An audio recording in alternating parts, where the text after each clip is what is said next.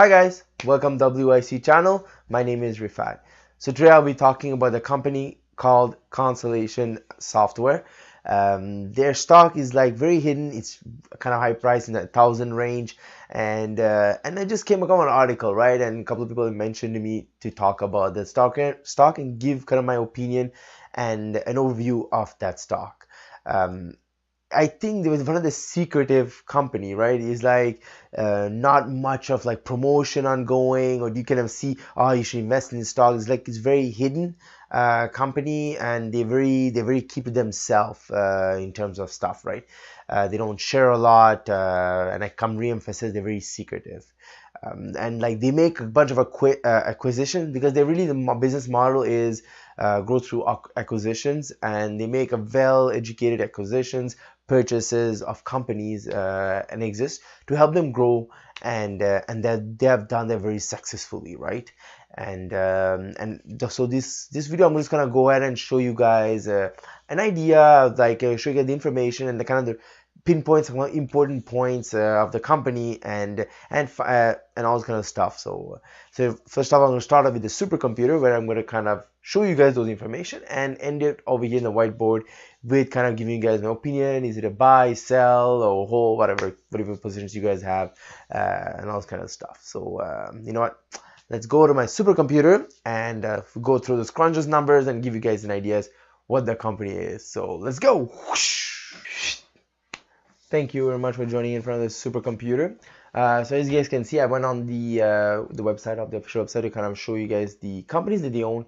It's not all the companies that they have displayed. It's pretty much only 6 companies that they have displayed, but they own like a huge portfolio that they do not show. Like I said previously, very secretive. But you guys can see they're very diverse companies, from like like utilities, hospitality, like very diverse. If you want to go and read about each company that do, please do go ahead. It's very important. So yeah, let's jump into the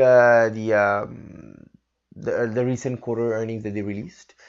They declared their regular dividend, but now it's $1 per share, the dividend they're declaring, and they declared a special dividend of $20 per share, which will be payable on April 5th, which is also very good. Kind of help grow the share price, right?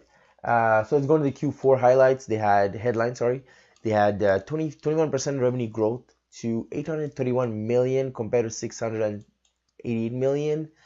The net income grew also by 135% to 179 million compared to 76 million. And you can see the diluted earnings per share. It's $8.45 compared to the $3.60.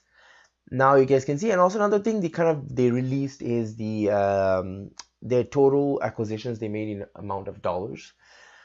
So you guys can see here they released is they made in total of 101 million, because they have they paid some in cash and some in future deferred payments. So total is 101 million. For the 2018, 23% revenue growth. That is, they went to over $3 billion in revenue compared to 2.4 billion.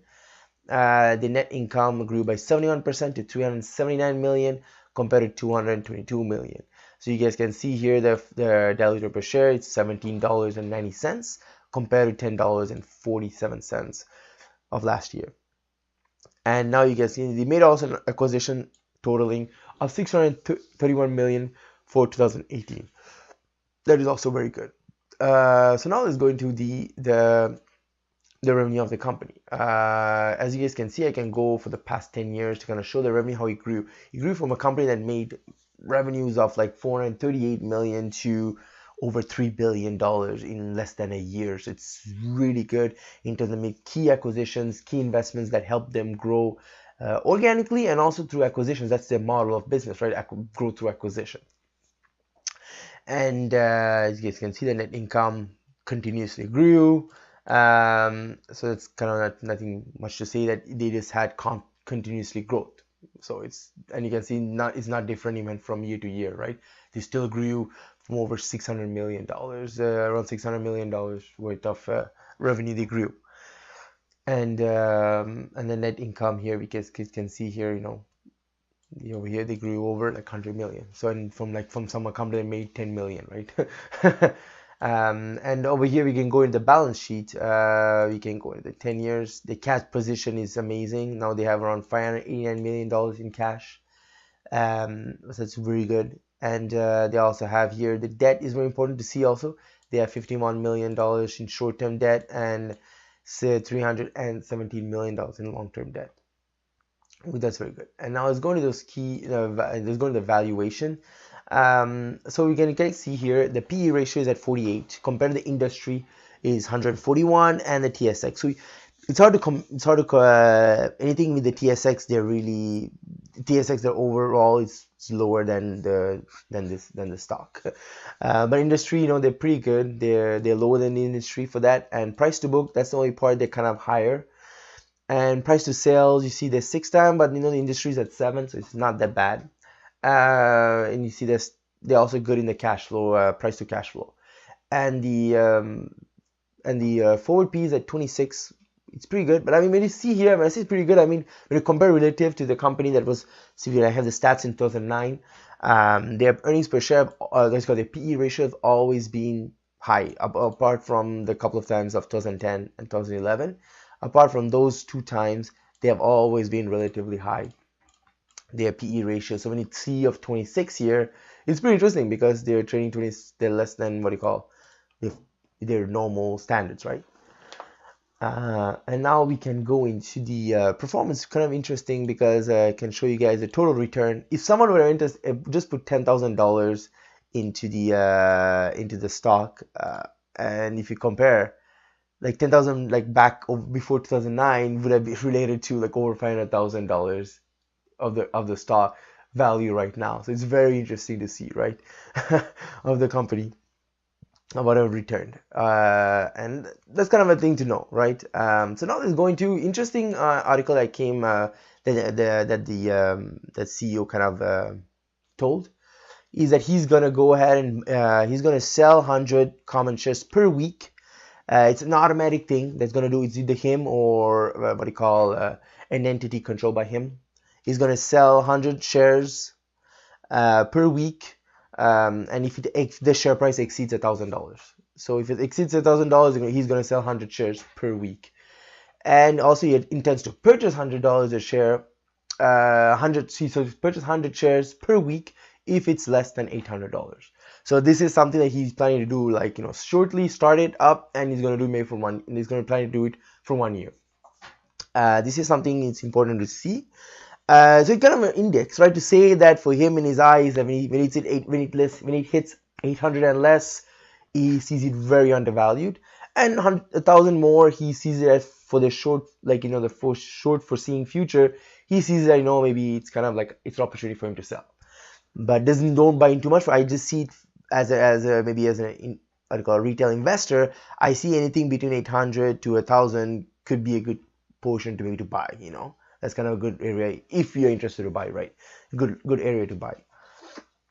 And also that kind of resumes the whole company as it is, as per their financials and what the company they do.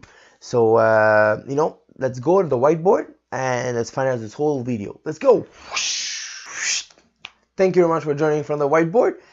So as you guys can see, this is kind of a stock. It's very interesting and very good growth through the years, right? It's completely, the revenues grew a lot, and they have made very good investments.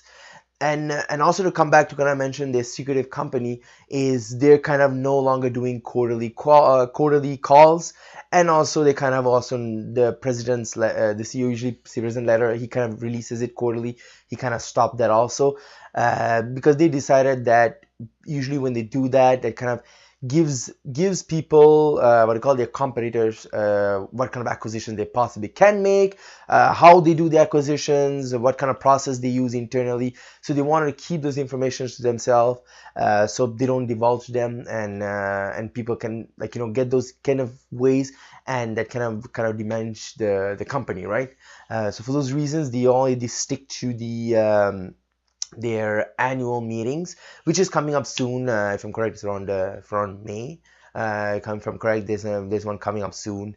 that they're gonna go ahead and kind of, in the general meeting there, they answer all the questions. They really give time. They give time to the question and answers, and they go through the whole company, so anyone can really attend to kind of get an insight of the company. Apart from that, they don't really divulge, and if they give information.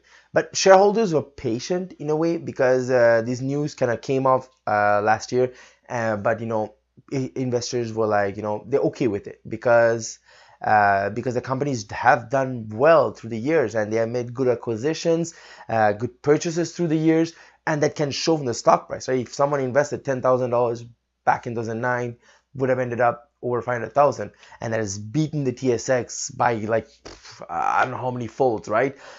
So that's for those reasons that the shareholders are okay with them doing that, because they have the track record to kind of prove themselves, to say, what, we'll divulge you guys information when it's needed that concern you guys, but not too much, because they don't want to divulge our processes and our information that we have internally, right? So for the reason, the shareholders were okay with it. But with that said, the final question is it a buy, a sell? Honestly, it's kind of hard to play. Will I buy? I honestly will not buy, because I am planning on building positions in my current stocks that I do own. But it's an interesting company, right? If you guys have room to kind of put a stock in it, and you're okay with the price, that it's $1,000. By all means, take a look, dive deep a bit more, do your due diligence, and like make your own research, and maybe this could be an interesting add to your portfolio.